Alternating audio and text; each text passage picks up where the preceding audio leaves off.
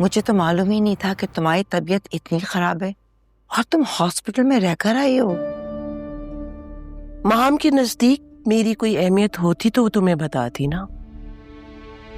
उसके सामने मेरी तबीयत खराब हुई और जारून मुझे हॉस्पिटल लेकर गया। असल में उसका गुस्सा बहुत तेज है और गुस्से में उसे कुछ सोचता ही नहीं है। चलो मान लिया वो कल गुस्से में थी, लेकिन मुझे हॉस्पिटल से आए हुए 5 से 6 घंटे हो गए। उसने अपनी शक्ल तक मुझे नहीं दिखाई। तबीयत तो पूछना दूर की बात। क्या उसकी कोई जिम्मेदारी नहीं? वो इस घर में नहीं रहती। अरे बहू होने के नाते ना सही, लेकिन इस घर की फर्द होने के नाते तो मेरी खैरियत पूछ सकती थी। असल में तुमने भी तो ऐसी बात कह दी उससे। मैंने ऐसा क्या कह दिया? अजरा, औरत के लिए तो सौकन का लफ्ज भी कयामत के बराबर है। मैं समझ। क्या तुमने अपनी बेटी से नहीं पूछा कि मैं अपने बेटे की दूसरी शादी क्यों करवाना चाहती हूँ?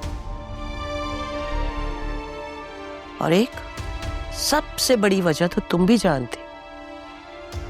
क्या मतलब?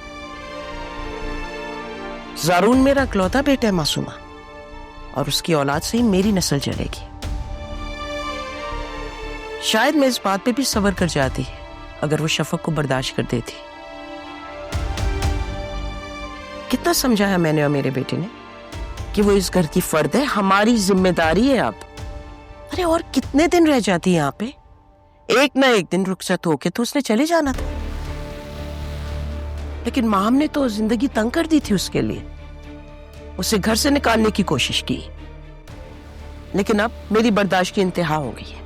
मैंने फैसला कर लिया है।